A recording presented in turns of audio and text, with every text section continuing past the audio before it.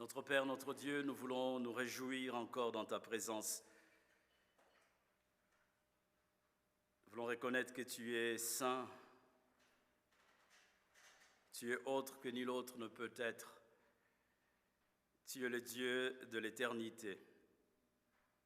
Tu es le Dieu qui ne change pas. Tu es le Père de notre Seigneur Jésus-Christ. Nous te célébrons pour la gloire de Christ. Car celui que Ésaïe a vu dans Ésaïe 6, lorsqu'il l'a vu, il a crié « Saint, Saint, Saint est l'Éternel des armées. Le ciel et la terre sont remplis de ta gloire. » Après avoir vu sa sainteté, Ésaïe a dit « Malheur à moi, car je suis un homme aux lèvres impures. » Et l'apôtre Jean nous atteste dans son évangile que celui que Ésaïe a vu assis sur le trône de la majesté divine, celui qui est revêtu de gloire et de splendeur, celui qui est revêtu d'autorité et de puissance, celui qui est la parole éternelle, qui est devenu chair, qui s'est incarné, qui est né miraculeusement, qui a obéi parfaitement à la loi parfaite de Dieu et qui a satisfait à sa justice parfaite et qui est mort à la croix pour le pardon de nos péchés. Et par sa mort, nos péchés sont expiés. Nos péchés sont propitiés. Et nous sommes réconciliés avec toi, notre Père, grâce au sang de l'agneau. Nous voulons te louer pour la justice de Christ qui a été mise sur notre compte. Merci pour l'obéissance parfaite de ton Fils qui nous a été imputée. Merci pour le sang de sa mort, le sang de la croix.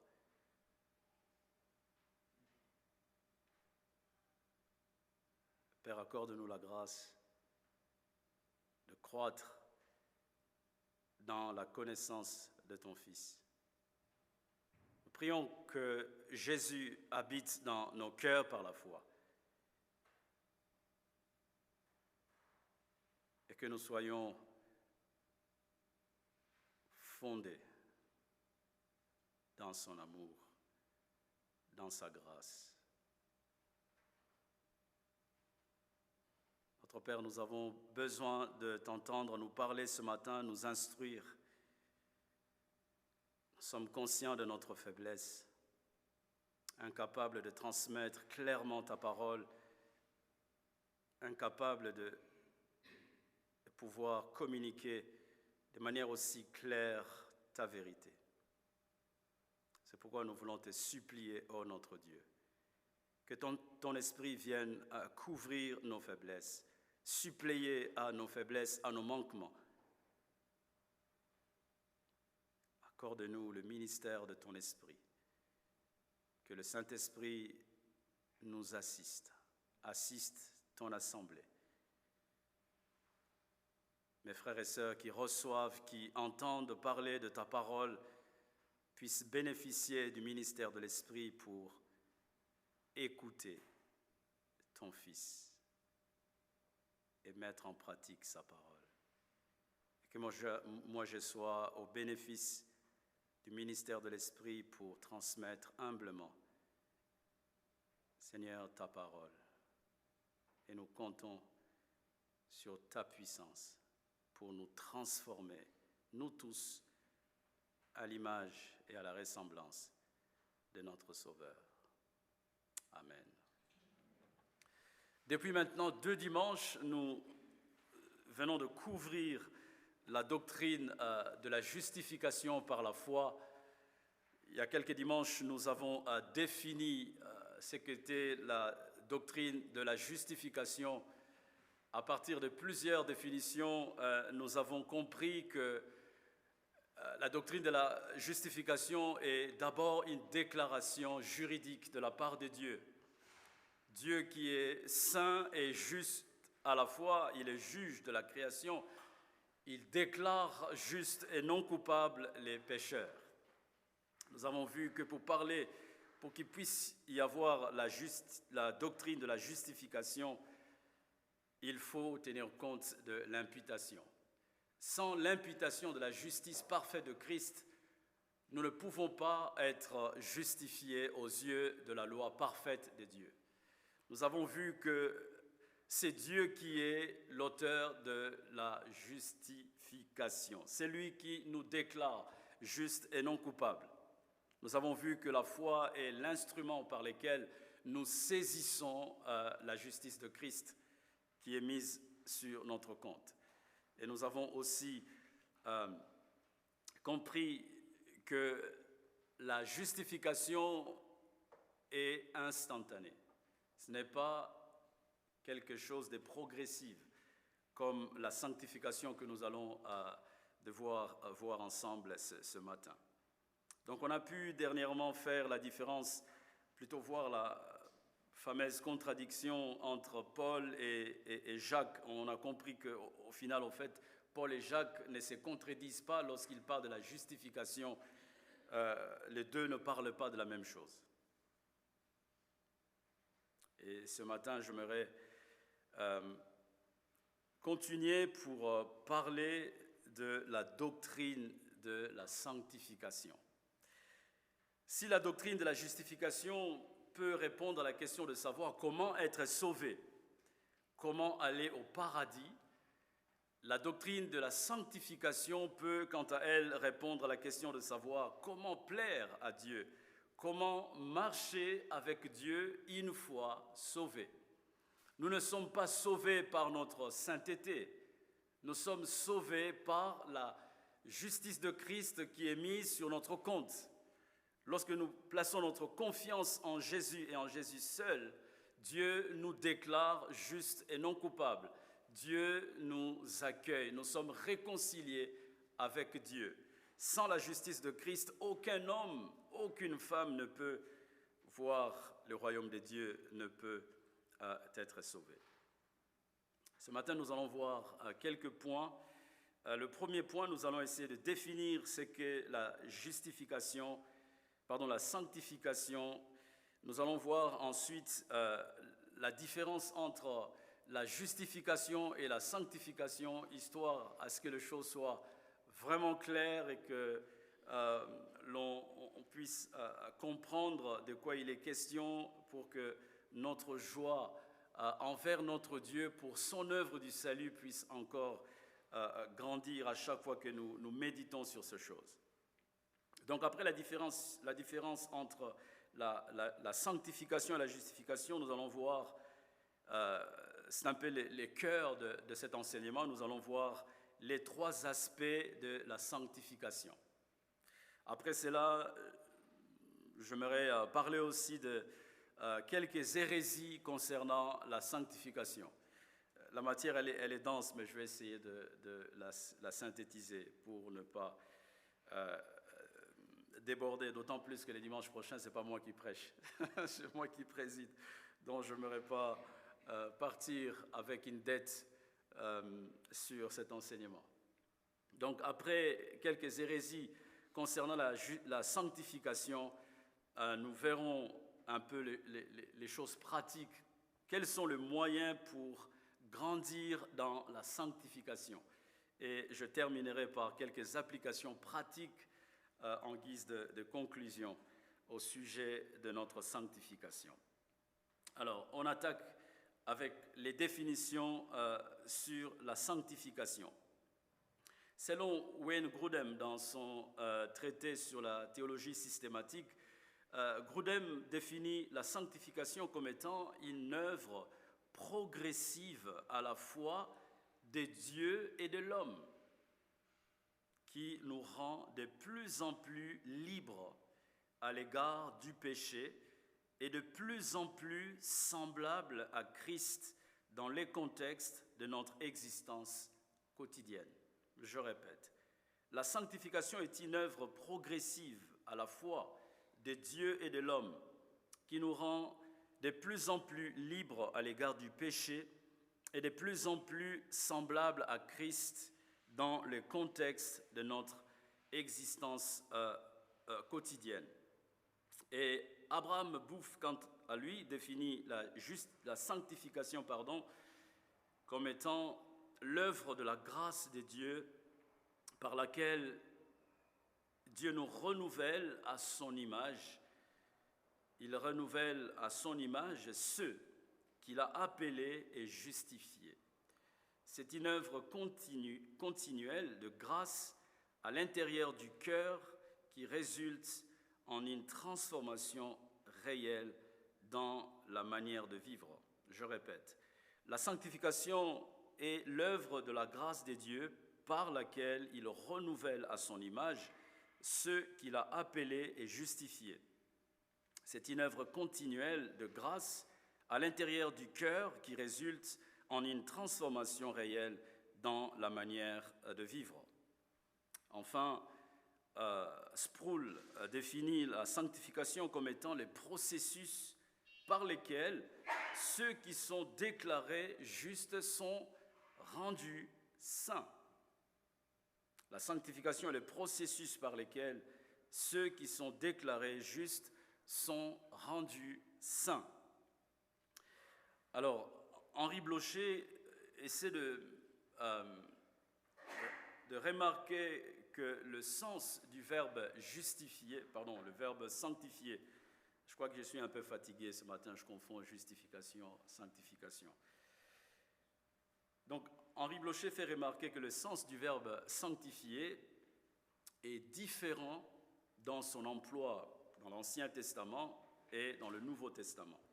Dans l'Ancien Testament, le verbe sanctifier a plus le sens de consécration, être mis à part, être consacré. On consacre des individus, on consacre des choses pour Dieu, les dieux qui s'est défini lui-même comme étant les dieux saints. Alors dans le Nouveau Testament, le sens est un peu différent selon Henri Blocher. Henri Blocher dit que le sens général du verbe sanctifier est celui de la libération du péché, de la souillure et de l'asservissement du péché. Donc on voit que Henri Blocher est dans la même ligne que les autres théologiens tels que Wayne Grudem ou Abraham Bouffe ou Sproul dans leur manière de définir la sanctification. C'est déjà le premier point, la définition. Regardons maintenant quelles sont les différences entre la justification et la sanctification. La justification est une action, comme on l'a vu, une action légale qui découle de la grâce de Dieu. C'est Dieu, en tant que juge, qui prend l'initiative de déclarer l'impie juste et non coupable. Et cette déclaration légale de la part de Dieu libère la personne qui vient d'être déclarée juste, le libère du châtiment et confère à cette personne qui vient d'être déclarée juste par Dieu le droit à la vie éternelle. Donc Dieu déclare juste les pécheurs, et le fait que Dieu ait déclaré juste le pécheur est libéré du châtiment. Le salaire du péché, c'est la mort. C'est lui sur qui on a déclaré le jugement, sur qui le jugement de Dieu est prononcé, comme quoi cette personne est juste et non coupable. Cette personne ne pourra plus jamais être condamnée à cause de ses péchés. Cette personne est libérée du châtiment éternel de ses péchés. Et la personne est libérée du châtiment éternel, Dieu lui confère le droit de la vie éternelle. Donc la justification est un statut légal, ce qui n'est pas le cas avec la sanctification comme nous allons le voir. Donc la justification a lieu une fois pour toutes. Lorsque Jésus est mort à la croix, Jésus accomplit notre justification.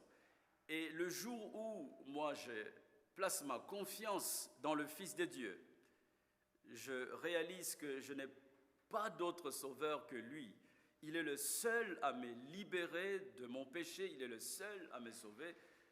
La confiance que je place en Jésus, dans son œuvre à la croix, me confère la justice de Christ. Donc il y a ces transferts. Je reçois de Jésus, de Dieu, la justice de Christ, et Christ reçoit sur son compte mon injustice, mon péché. Donc cette justification s'est faite une fois pour toutes. On n'est pas justifié une fois, une deuxième fois, une troisième fois. C'est un acte de Dieu, une déclaration de la part de Dieu une fois pour toutes. C'est pour toute la vie, ce qui n'est pas le cas avec la sanctification que nous allons voir tout à l'heure. Donc la justification est une œuvre de Dieu seul. Les pécheurs n'ont aucune œuvre à accomplir. On est justifié par la foi seule. C'est l'œuvre de la grâce de Dieu. On a vu que, donc, une autre différence, c'est que la justification, elle est parfaite dans cette vie. Quand on est justifié, Dieu nous voit parfaits en Christ. On est revêtu de la justice de Christ pour toute la vie. Et Dieu ne pourra plus jamais nous enlever ce statut légal. Le fils du roi est appelé à rester fils du roi pour toujours, même si, selon les hommes, il y a toujours des surprises. Mais la règle est qu'un prince reste prince toute la vie, même si son caractère, son comportement n'est pas à la hauteur de son statut. Donc la justification, elle est parfaite dans cette vie. La justification est identique à tous les enfants de Dieu. On n'a pas de degrés de justification selon notre manière d'être avec Dieu, selon notre manière de vivre, notre manière de faire. On est justifié une fois pour toutes, et cette justification est la même pour tous les enfants de Dieu. C'est le même statut que nous avons devant Dieu.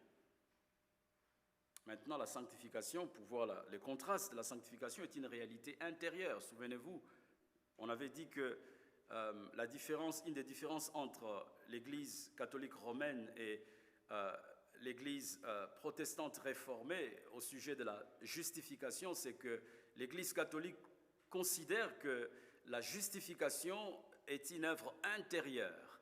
Dieu nous infuse la justice de Christ, et cette justice de Jésus, nous l'avons, mais nous devrions aussi travailler nous-mêmes tout au long de notre vie, et ce n'est jamais garanti. On la reçoit lors du baptême, et il faut encore persévérer jusqu'au purgatoire. Or, les protestants, selon le protestantisme, la réforme, les réformateurs, pardon, je voulais dire, la justification, selon la Bible, c'est d'abord la vision de Paul dans Romains, elle est acquise une fois pour toutes, et c'est une justice qui nous est étrangère. C'est la justice de Christ. Ce n'est pas notre justice, c'est celle de Jésus. Donc la sanctification, contrairement à la justification, elle se poursuit tout au long de la vie.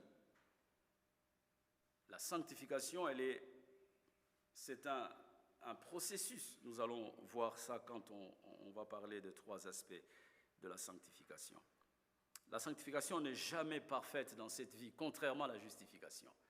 La justification, c'est une fois pour toutes, c'est un statut légal aux yeux de la loi des dieux. Nous sommes justifiés une fois pour toutes. C'est un statut légal. Mais la sanctification, elle n'est jamais parfaite dans cette vie. Elle est aussi différente selon les enfants de Dieu. Nous n'avons pas tous le même degré, le même niveau de la sanctification. Il Il y a des hommes qui sont plus saints que moi au niveau de leur piété. Il y a des femmes qui sont plus saintes que moi au niveau de leur consécration avec Dieu, de leur piété.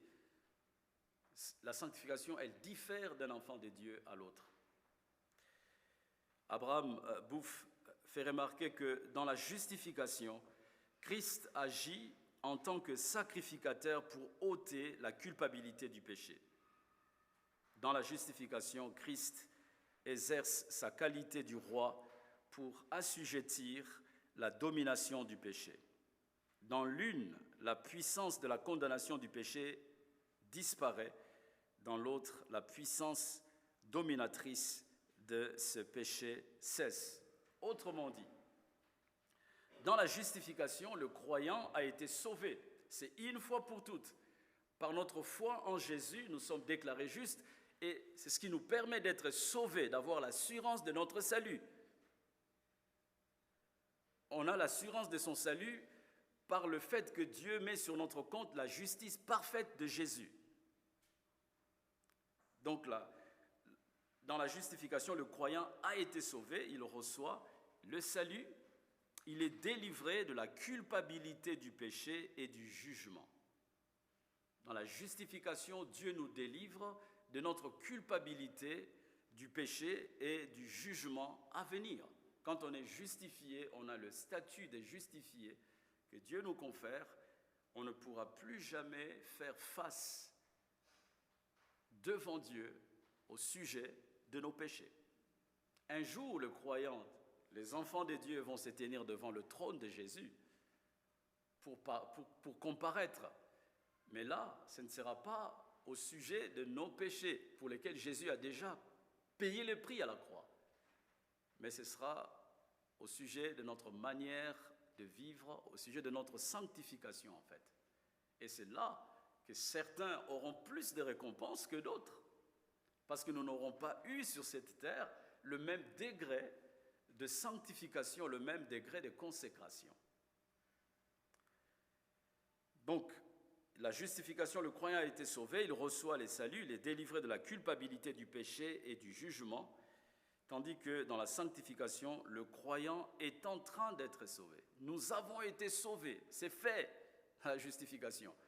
La sanctification montre que nous sommes en train d'être sauvés, parce que Paul nous invite, par exemple, à travailler à notre salut. Donc il y a cette tension entre les déjà accomplis et les pas encore accomplis. Donc nous vivons avec cette tension dans la vie chrétienne. Donc dans la sanctification, le croyant est en train d'être sauvé, il expérimente les effets du salut, il est délivré de la puissance et des habitudes du péché. C'est ce que Dieu est en train de faire ici et maintenant. Dans la sanctification, Dieu nous délivre de la puissance et des habitudes du péché.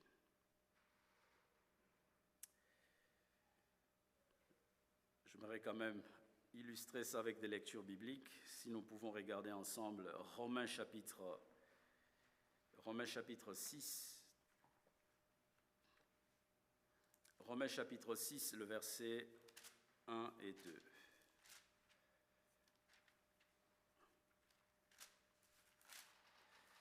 Romains chapitre 6, le verset 1 et 2. Au chapitre 5, Paul vient de nous montrer que grâce à l'obéissance parfaite de Christ, nous sommes déclarés justes et non coupables.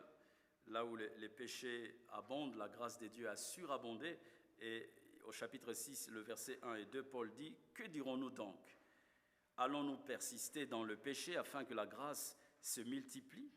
Certainement pas. Nous qui sommes morts pour le péché, comment pourrions-nous encore vivre dans le péché ?» Paul est en train de dire, certes, nous sommes déclarés justes. Dieu nous a délivrés de la culpabilité et du jugement au sujet du péché.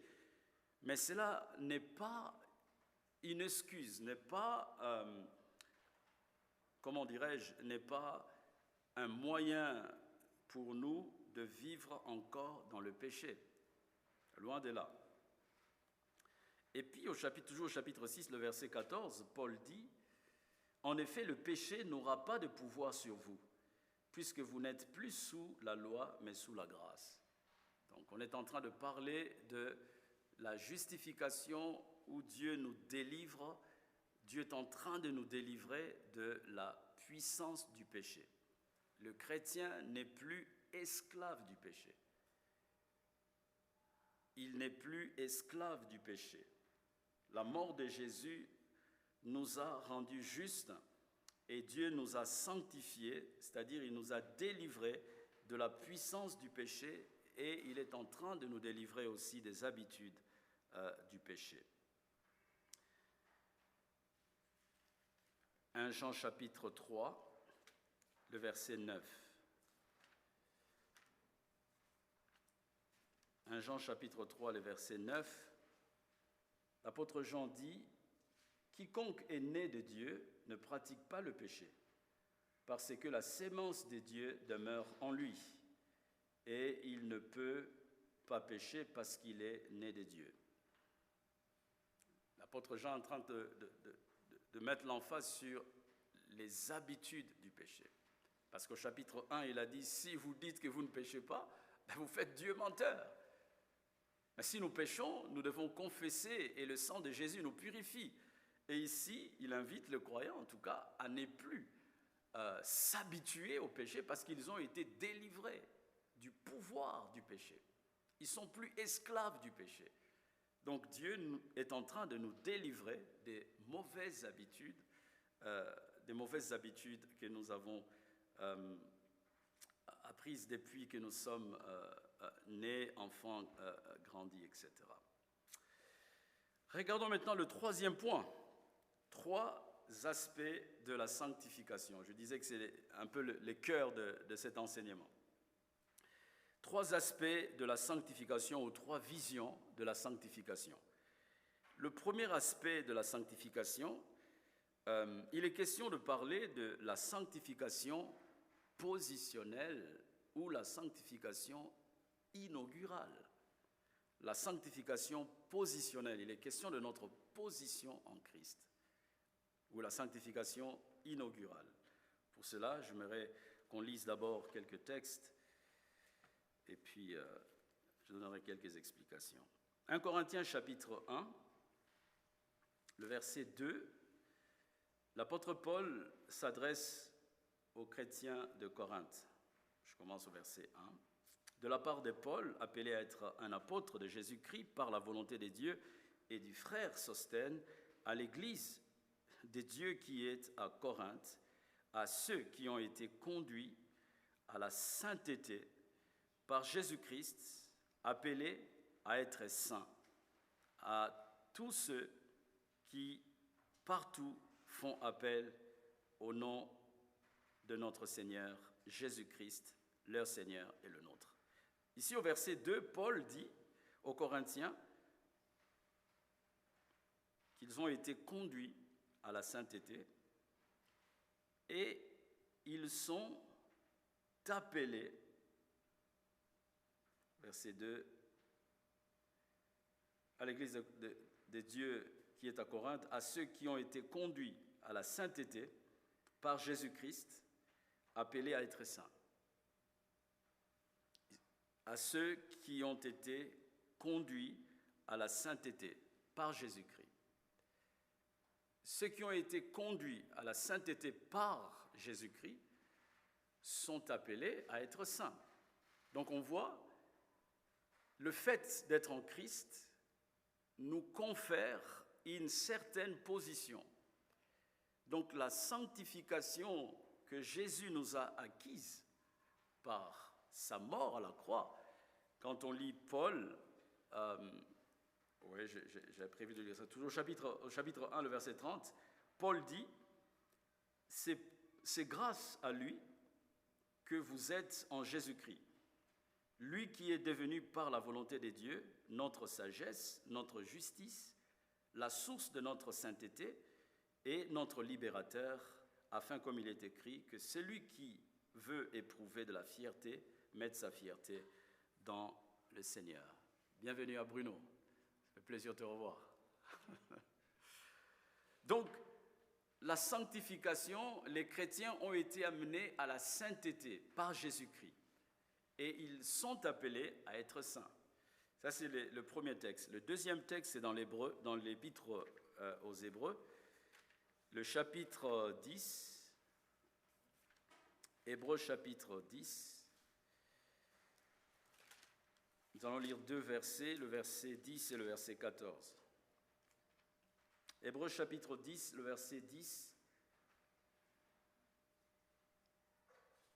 Et c'est en raison de cette volonté que nous avons été rendus saints par l'offrande du corps de Jésus-Christ une fois pour toutes.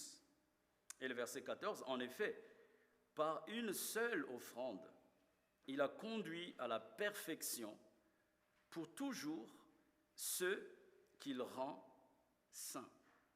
Donc, on souligne l'offrande de Jésus. Le sacrifice de Jésus confère aux enfants de Dieu une position de saint. On voit la différence avec l'Église catholique. Pour être saint, considéré comme saint à l'Église catholique, il faut avoir accompli plusieurs œuvres. Il faut être canonisé. Mais pour la Bible en tout cas, ceux qui reconnaissent Jésus comme leur Seigneur et Sauveur sont déclarés justes. Et Dieu les a sanctifiés, Jésus les a sanctifiés par sa mort. Ils sont considérés aux yeux de Dieu comme étant des personnes mises à part pour Dieu. Donc on voit dans ces trois versets que la sanctification est notre position en Christ. C'est par le sang de Jésus, c'est par la mort de Jésus que nous avons été conduit à la sainteté pour être saint. Donc la sanctification ici, donc la sanctification positionnelle ou inaugurale, c'est les débuts de notre vie chrétienne. Et cet aspect de la sanctification commence au moment de la régénération opérée par le Saint-Esprit. C'est là que ça devient un peu compliqué. Notre sanctification, la sanctification positionnelle, elle commence au moment de notre régénération. Donc il est important de faire un peu un rappel par rapport à ce qu'est la régénération. On avait vu, en tout cas il y a quelques dimanches, que la régénération est l'œuvre du Saint-Esprit par laquelle Dieu change notre nature. Il nous a ramenés de la mort à la vie. Il a changé notre cœur de pierre en cœur de chair. Dieu a opéré en tant qu'un chirurgien. Il a réalisé une opération chirurgienne, spirituelle au niveau de notre cœur. Dieu nous a donné des bonnes dispositions de cœur pour pouvoir répondre à l'appel efficace de l'Évangile. Donc ça, c'est l'œuvre de la régénération, c'est une œuvre unilatérale. C'est Dieu seul qui réalise cela. L'homme pécheur ne peut pas coopérer avec cette œuvre de la régénération qui est réalisée par la puissance du Saint-Esprit. Donc c'est la troisième personne de la Trinité qui est mise en valeur ici quand on parle de la régénération. Bien sûr que notre salut est l'œuvre du Dieu trinitaire, Dieu Père, Fils et Saint-Esprit. Mais il y a des particularités dans la manière dont Dieu procède pour amener les saluts. Par exemple, ce n'est pas le Saint-Esprit qui est mort à la croix pour nos péchés, c'est Jésus. Et l'œuvre de la régénération, c'est l'œuvre que le Saint-Esprit réalise dans le cœur de celui que Dieu a choisi, dans le cœur des élus. Dieu va préparer les cœurs à recevoir l'appel de l'Évangile. Et c'est là que se trouve la première étape de la sanctification. C'est là qu'on peut parler de la sanctification inaugurale. Souvenez-vous, on vient de lire des textes où on voit que l'auteur ou les auteurs du Nouveau Testament nous parlent de est-ce que les croyants ont été rendus à la sainteté par Jésus ou par l'offrande de son corps, question du sacrifice de Jésus. Donc, notre sanctification est, je dirais, la sanctification positionnelle et l'œuvre découle de l'œuvre de la croix de Jésus.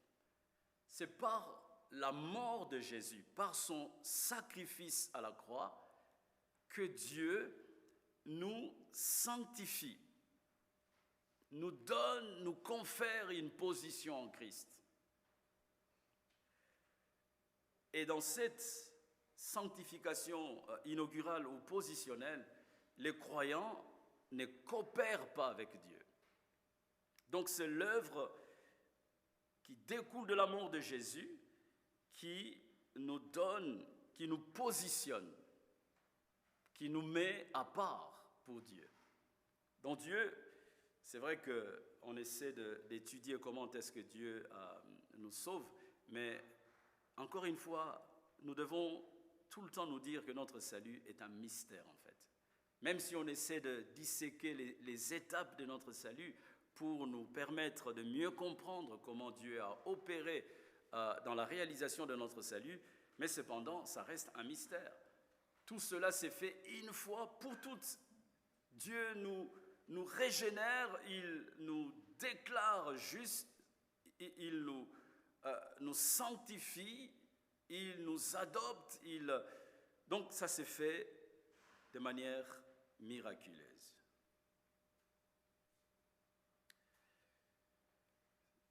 Ça, c'est un peu la notion, la compréhension de la sanctification positionnelle ou inaugurale. Donc il y a un changement moral qui s'est produit dans l'être intérieur du croyant. Dieu a fait une œuvre particulière qui découle de la mort de Jésus. Et ces changements,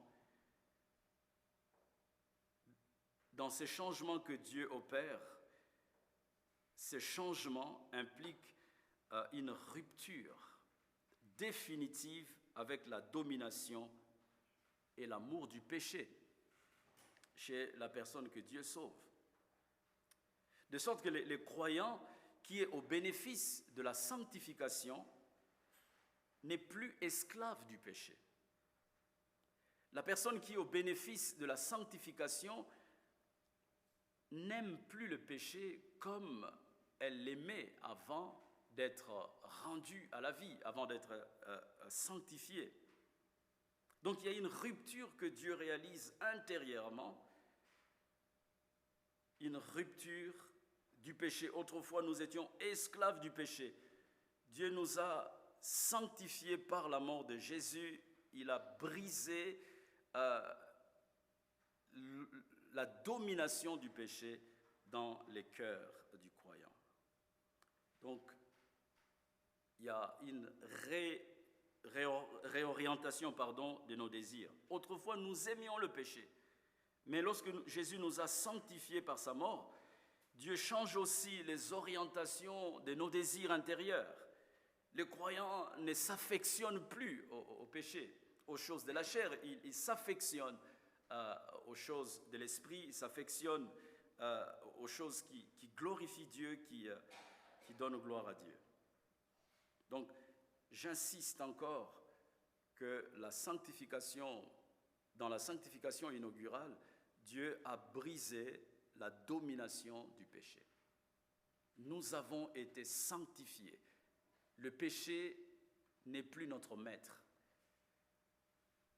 C'est la loi de Dieu, c'est l'Esprit de Dieu qui deviennent nos maîtres. C'est Jésus-Christ qui devient notre maître. Paul, dans Romains chapitre 6, le verset 11, Romains chapitre 6, le verset 11, Paul dit ceci: « De la même manière, vous aussi, considérez-vous comme morts pour le péché et comme vivants pour Dieu en Jésus-Christ.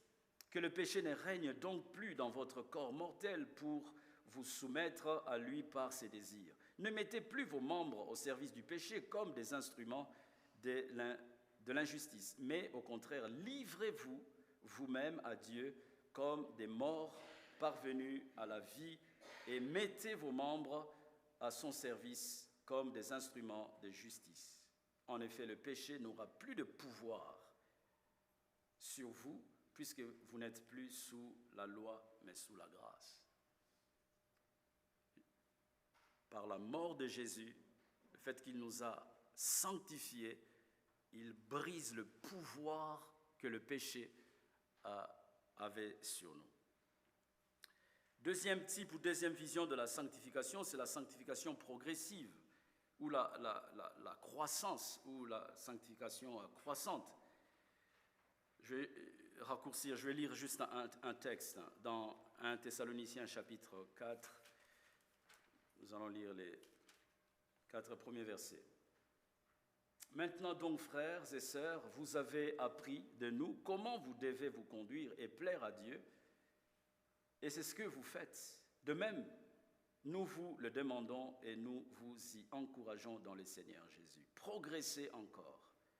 Vous savez en effet quelle instruction nous vous avons donnée de la part du Seigneur Jésus. Ce que Dieu veut, c'est votre progression dans la sainteté. C'est que vous vous absteniez de l'immoralité sexuelle.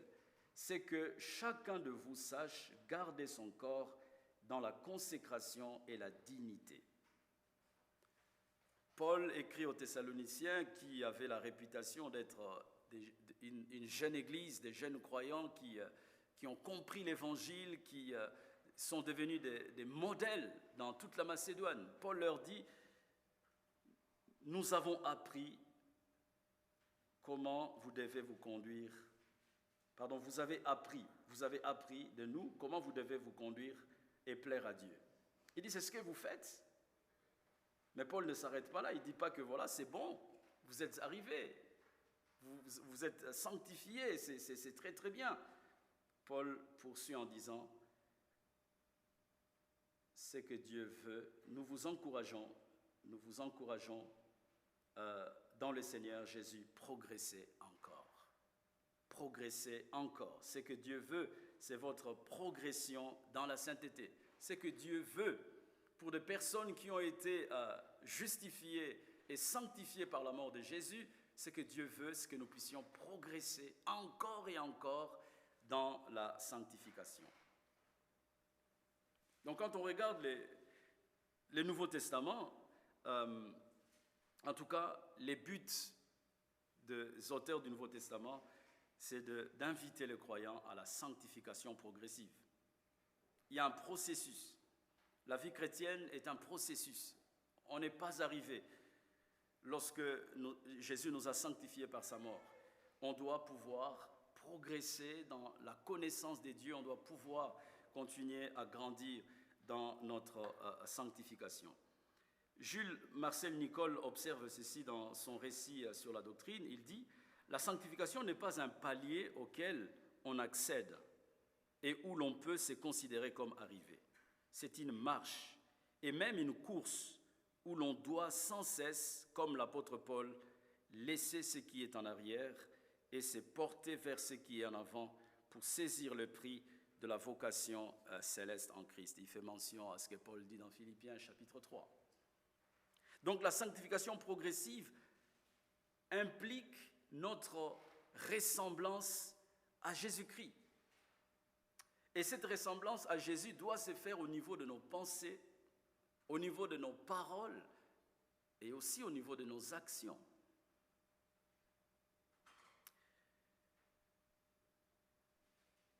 Et il nous faut rappeler, chers frères et sœurs, que la sanctification qui est un processus n'est jamais identique à tous les chrétiens, je l'ai déjà dit. Et cette sanctification n'est jamais réalisée dans sa totalité dans cette vie ici-bas. Nous sommes dans un processus. Nous devons faire des progrès dans notre sanctification, c'est-à-dire à l'image de Jésus, nous ressembler davantage à Christ. Un chrétien normal doit aspirer à progresser dans la sainteté.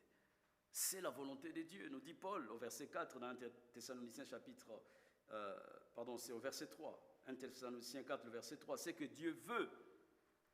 Si vous vous posez la question de savoir quelle est la volonté de Dieu pour ma vie, regarde ici, il y a une volonté clairement définie ou montrée. Ce que Dieu veut, c'est que je puisse me sanctifier, travailler jour après jour à ma ressemblance à Christ. C'est la volonté de Dieu.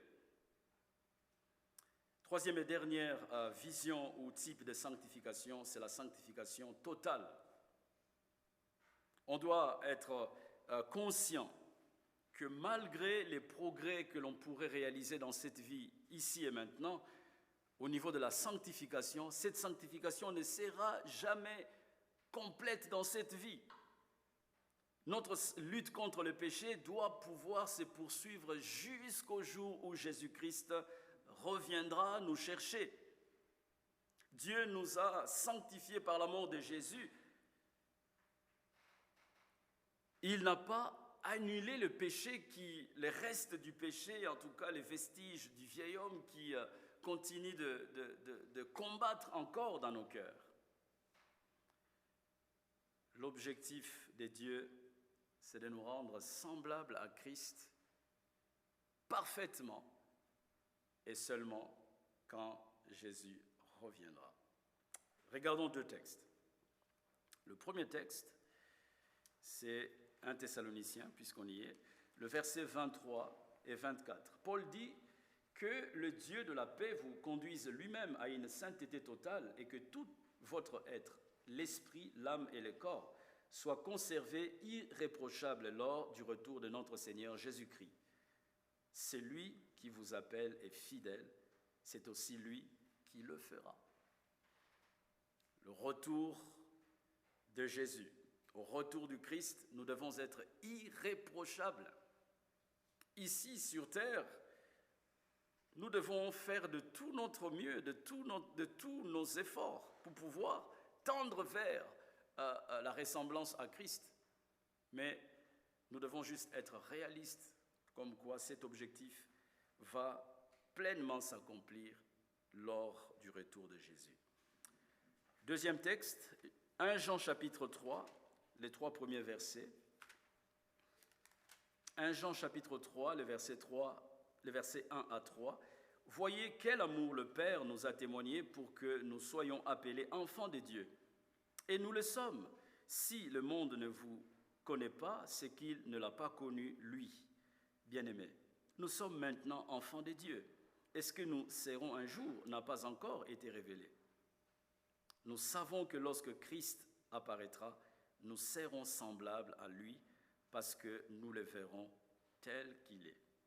Toute personne qui possède cette espérance en lui se purifie comme lui-même est pur. Nous le verrons et nous serons semblables à lui. Alors que nous attendons le Christ, nous devons nous purifier, continuer à nous purifier, continuer à nous repentir, continuer à confesser les vérités bibliques et obéir à notre Dieu. Et Dieu fait son œuvre. Je vais raccourcir ce point pour parler de mon 4e point, voir quelques hérésies concernant la sanctification. Sproul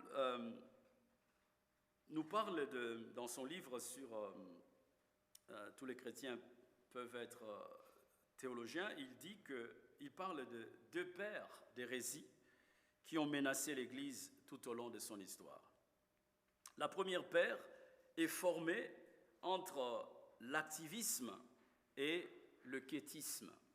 L'activisme et le quiétisme. Dans l'activisme, l'idée, dans cette hérésie en tout cas, c'est au niveau de l'attitude de ceux qui sont activistes. Ils ont une attitude moralisatrice. Ce sont des gens qui tentent d'obtenir la sanctification par leurs propres efforts. Ils sont activistes dans l'œuvre de la sanctification et ils ne tiennent pas compte de l'œuvre de l'Esprit. En l'inverse, les quiétismes, pour eux, la sanctification est une œuvre exclusive du Saint-Esprit. Donc les chrétiens n'ont pas à s'en occuper, les chrétiens n'ont pas à faire d'efforts en matière de sanctification. On doit laisser faire Dieu. C'est lui seul qui va réaliser cette sanctification, ça ne me concerne pas, c'est l'œuvre de Dieu, c'est lui qui le fera. Donc je laisse faire.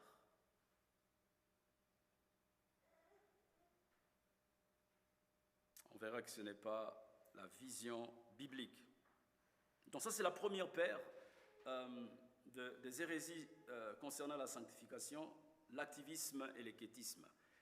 La deuxième paire, c'est concernant l'hérésie de la sanctification, c'est entre l'antinomisme et le légalisme. D'une part, ceux qui sont contre la loi de Dieu, et d'autre part, ceux qui veulent aller au-delà de la loi de Dieu. Les antinomistes considèrent que la loi de Dieu n'a aucune incidence sur la vie chrétienne. La loi de Dieu, ça appartient à l'ancienne alliance. Je n'ai plus besoin de la loi de Dieu pour vivre ma vie chrétienne. La loi a été abolie une fois pour toutes. La loi a été rendue caduque par la mort de Jésus. Je ne dois plus me préoccuper de la loi. C'est faux. On verra que dans tout le Nouveau Testament, Jésus ou les apôtres nous invitent à revenir sur la loi morale de Dieu. C'est vrai qu'il faut faire la différence entre les différents types de lois que l'on trouve dans l'Ancien Testament, la loi morale, à savoir les 10 commandements, la loi cérémonielle qui concerne les Juifs et la loi civique qui est aussi propre aux Juifs. Mais en ce qui concerne la loi morale de Dieu, donnée à Dieu, reçue par Moïse, les 10 commandements, Jésus, en lisant les sermons sur la montagne, Jésus revient sur cette loi. Et quand on considère les épîtres dans le Nouveau Testament, on revient sur la mise en pratique de la loi de Dieu et la loi de l'Esprit, la loi de l'Évangile. Donc les antinomistes, eux, sont contre la loi. La loi n'a aucune incidence sur la vie chrétienne. Ils affirment que les chrétiens sont sous le régime de la grâce. Ils n'ont pas besoin de la loi de Dieu. On n'a pas besoin de la loi de Dieu pour être sauvés. Mais nous avons besoin de la loi morale de Dieu pour vivre notre sanctification. Et quant aux légalistes, eux considèrent que la loi de Dieu est si importante pour la sanctification. Les légalistes viennent ajouter les éléments de la loi que Dieu lui-même n'a pas légiféré. Là où la Bible est silencieuse par rapport à une pratique quelconque, les légalistes veulent créer des règles pour interdire aux chrétiens de ne pas faire certaines choses. Et Sproul, dans son livre, cite l'exemple de le fait de danser, par exemple, ou d'aller au cinéma. Est-ce que Dieu, dans sa parole, interdit la danse? Il n'y a rien qui est dit, en tout cas, dans le Nouveau Testament. Est-ce que Dieu, dans sa loi, dans le Nouveau Testament, interdit d'aller au cinéma? J'en vois pas. Les légalistes veulent légiférer là où Dieu n'a pas été explicite au sujet de certains cas pratiques dans notre vie chrétienne. L'avant-dernier point. Les moyens de progresser dans la sanctification. En fait, il y a plusieurs moyens que Dieu lui-même nous donne dans sa parole pour nous aider à progresser dans notre sanctification. Il y a D'abord, la lecture et la méditation de la parole de Dieu. Grâce à une lecture quotidienne, régulière, assidue. Ce sont des moyens de grâce que Dieu a donnés à l'Église pour permettre aux croyants de pouvoir grandir dans la sanctification. Donc la parole, sa lecture, sa méditation a une place importante, devrait avoir une place cruciale dans la vie d'un chrétien. À part la parole, la lecture de la parole, il y a aussi la prière personnelle et la prière communautaire. Après la prière, il y a le rassemblement de l'Église. Chaque dimanche, lorsque nous nous rassemblons comme ça, chers frères et sœurs, ce sont des moyens que Dieu nous a donnés pour notre sanctification. D'ailleurs, c'est dans Actes chapitre 2, le verset 42, que l'on voit ces moyens de grâce. La Bible dit que ceux qui ont cru au Seigneur Jésus, ils ont persévéré dans l'enseignement des apôtres. Ils ont persévéré dans la fraction de pain. Ils ont persévéré dans la communion fraternelle. Ils ont persévéré dans les prières. En tout cas, ce sont les 4 moyens de grâce explicites qui nous permettent de pouvoir grandir dans notre sanctification. Je fais la pub du livre de John MacArthur qui parle des 10 clés pour grandir dans la maturité, il est question de la sanctification. Et Paul Washer, quant à lui, il parle des moyens de grâce essentiels dans un petit livre, des moyens de grâce essentiels pour croître dans notre maturité. Donc il revient sur l'importance de l'écriture, la parole de Dieu, l'importance de la prière, l'importance de la repentance, l'importance de la confession de nos péchés. Les chrétiens n'ont pas encore fini à la confession de ces péchés. Certaines personnes croient à tort. Il me semble que lorsque nous avons été mis au bénéfice de la justice de Christ, lorsque nous avons été mis au bénéfice de la sainteté de Christ, j'ai déjà confessé, je me suis repenti et j'ai mis ma confiance en Jésus, c'est fini. Ah ben non. Toute la vie chrétienne, nous devrions garder la confession de nos péchés. Nous devrons rester des chrétiens confessants, des chrétiens repentants.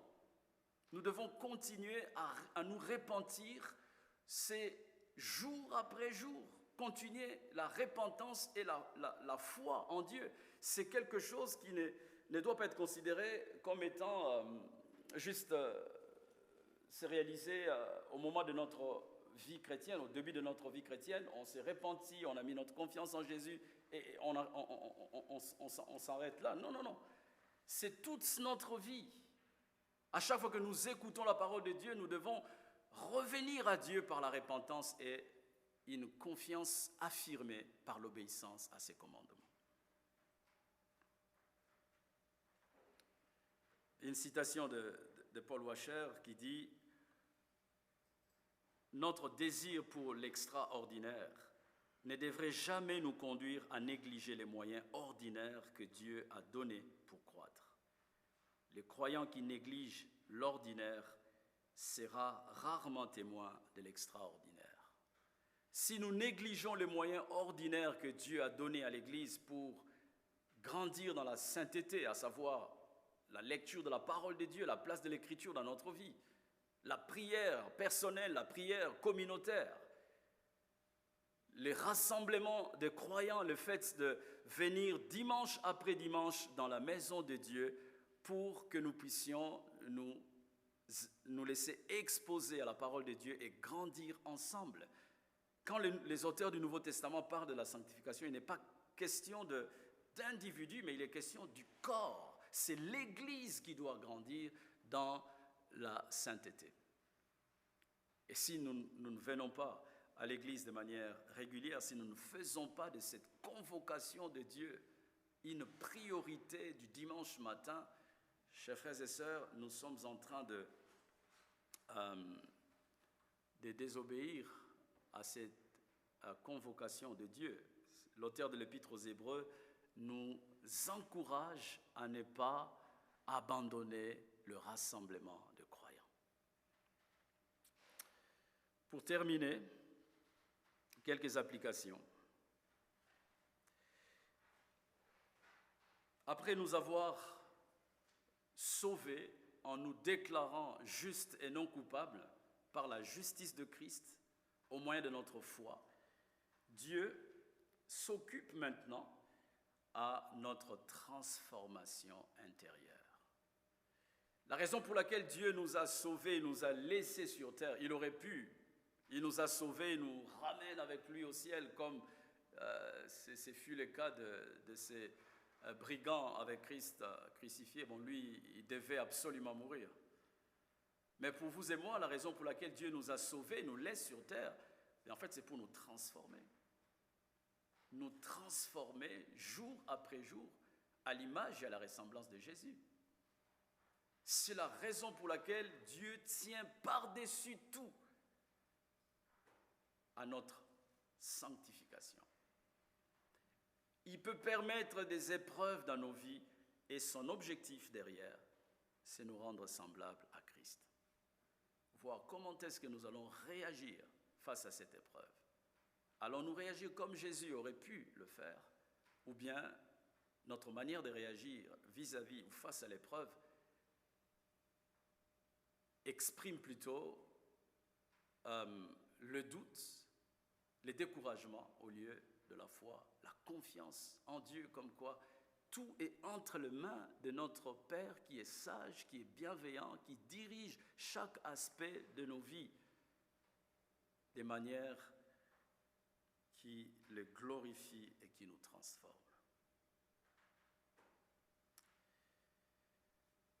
Alors, comment Dieu nous transforme à la ressemblance de Christ?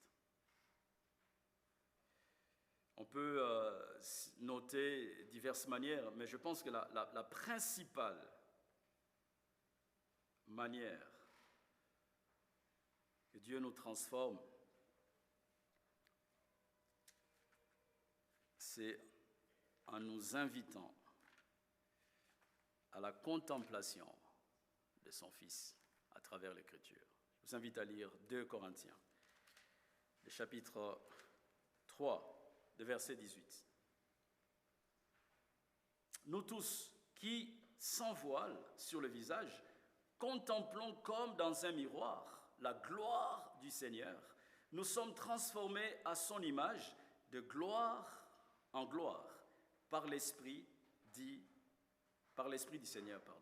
Et le chapitre 4, qui est juste à côté, le verset 6, Paul poursuit en disant « En effet, le Dieu qui a ordonné que la lumière brille du sein des ténèbres a aussi fait briller la lumière dans notre cœur pour faire resplendir la connaissance de la gloire de Dieu dans la personne de Christ. » Le verset 18 du chapitre 3 d'1 Corinthiens, on voit qu'il y a, d'une part, le chrétien a une responsabilité.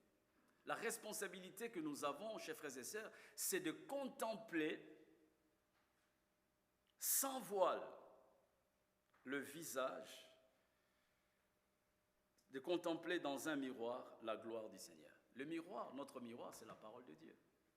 C'est-à-dire qu'à chaque fois que nous nous exposons à la lecture de la parole de Dieu, à chaque fois que nous nous exposons à l'enseignement de la parole de Dieu, nous sommes en train de contempler Jésus. Jésus va dire aux pharisiens dans Jean chapitre 5, le verset 39, que toute l'écriture en fait témoigne de sa personne.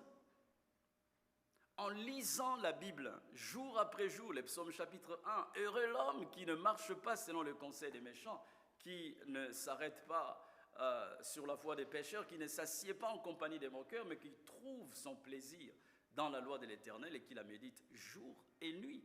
Il est comme un arbre planté près d'un courant d'eau. » On voit la sanctification encore une fois. Chers frères et sœurs, lorsque nous lisons les Écritures, lorsque nous méditons la parole de Dieu, nous devons le faire jour après jour de manière régulière. Et en le faisant, le rôle du Saint-Esprit maintenant, c'est de nous transformer. Notre rôle, notre responsabilité, c'est de contempler le Christ exposé dans les Écritures. Et le rôle du Saint-Esprit, c'est maintenant de nous transformer de l'intérieur par la parole pour nous amener à devenir de plus en plus comme Jésus. C'est vrai, quelquefois, vous ne le voyez pas. Lorsque Moïse est descendu sur la montagne, son visage brillait, mais lui-même ne le remarquait pas. Ce sont les autres qui ont vu. Quelquefois, nous sommes peut-être découragés en se disant « mais ça fait tant d'années que je lis les Écritures, je marche avec Dieu, mais je ne change vraiment pas. » Mais quelques années, quelques personnes qui vous côtoient voient l'œuvre de Dieu dans votre vie sans que vous puissiez vous en rendre compte. Donc, chers frères et sœurs, j'aimerais nous encourager à nous laisser exposer par la parole, à exposer nos cœurs aux Écritures, à exposer nos vies à la parole de Dieu. C'est le moyen par excellence où Dieu nous transforme à l'image de Christ.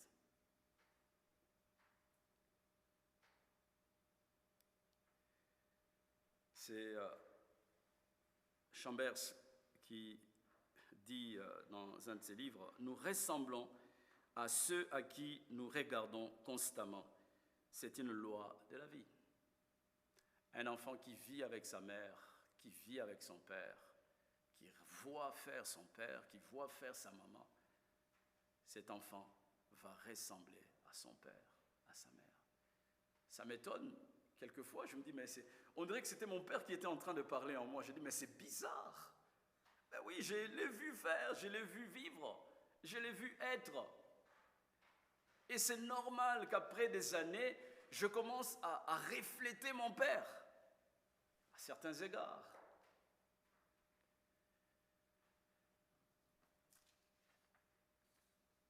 Laissons la parole de Dieu nous transformer. Et l'Esprit utilise la parole.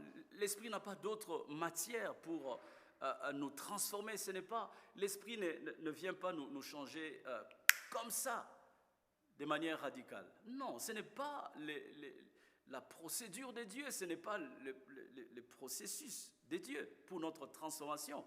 Dieu utilise sa parole depuis la nuit des temps.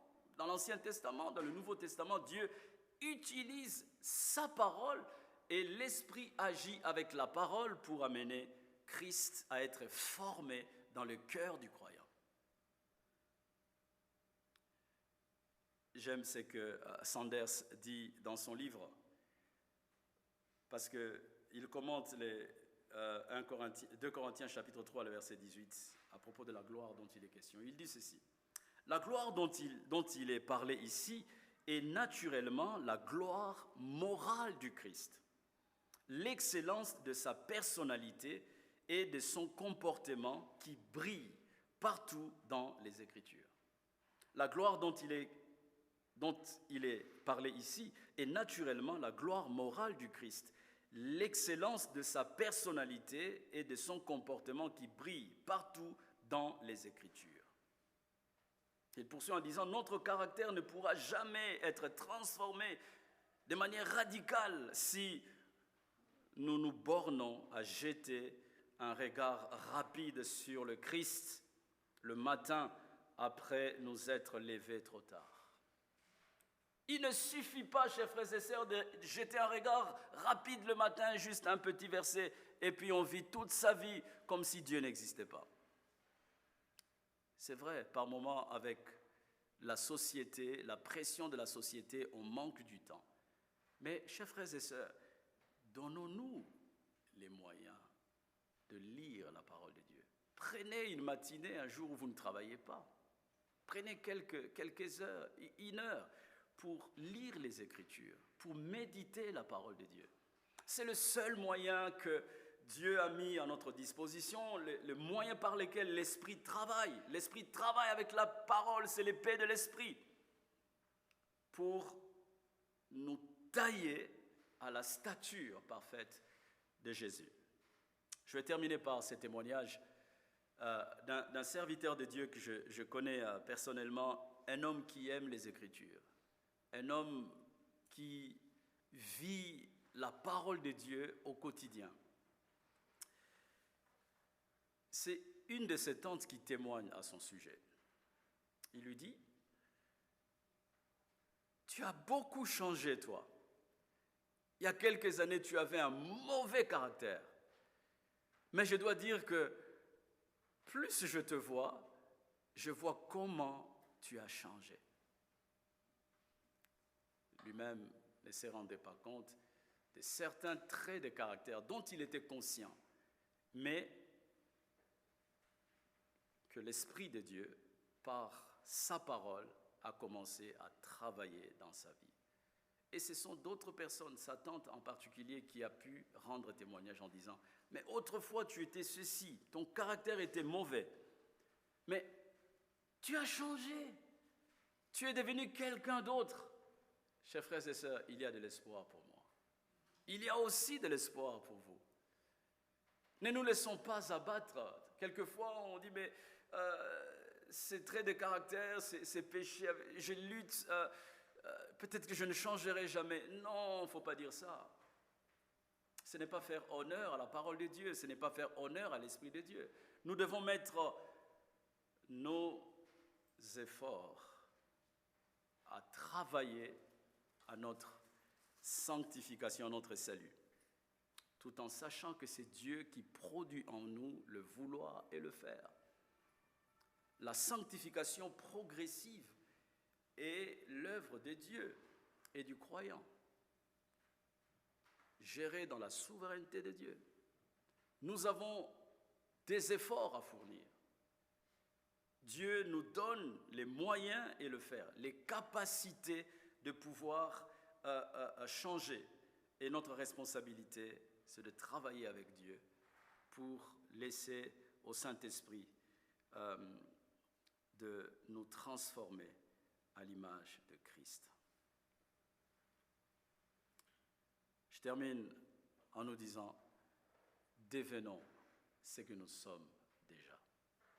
En Christ, nous sommes saints. Devenons ce que nous sommes. Et Dieu s'occupe à le faire. Il le fera. Il le fera bien. Il le fera parfaitement. Il nous rendra semblables à Christ le jour où il revient.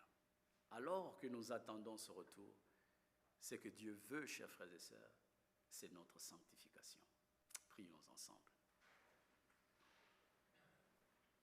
Père, merci pour ta parole, elle est la vérité.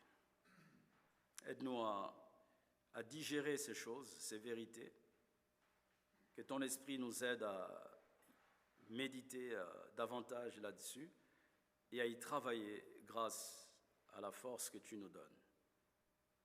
Merci parce que ton programme, il est beau, il est merveilleux. Tu ne nous as pas sauvés pour nous laisser à notre propre compte, pour nous laisser nous débattre nous-mêmes face au péché. Mais tu nous donnes le moyen, tu travailles avec nous pour nous amener à être libérés de mauvaises habitudes, à être libérés des mauvais comportements et à acquérir le caractère du Christ, notre Seigneur et notre Sauveur. Père, nous voulons te louer parce qu'il y a de l'espoir pour nous. Tu continues ton œuvre, ce que tu as commencé, tu l'amèneras à la perfection. C'est notre espérance et c'est ce qui nous encourage lorsqu'il nous arrive de chuter et même de chuter gravement. Ce que nous savons, c'est que c'est Dieu merveilleux que tu es. Tu nous ramènes constamment à toi. Comme Jérémie pouvait le dire, fais-moi revenir et je reviendrai à toi. Seigneur, fais-nous revenir constamment dans ta présence et continue ton œuvre de transformation dans chacun de tes enfants, de tes rachetés. Et nous voulons prier, Père, pour ceux et celles qui ne connaissent pas encore le Christ. Nous prions que le Saint-Esprit aussi travaille dans leur cœur, en sorte que le Christ habite dans leur cœur par la foi. Nous voulons prier, Seigneur, que le Christ soit formé dans chaque aspect de nos vies Que le Christ soit formé dans l'Église pour la gloire de Dieu. Nous prions ainsi au nom de Jésus. Amen. Merci en tout cas pour la persévérance dans l'écoute et la patience.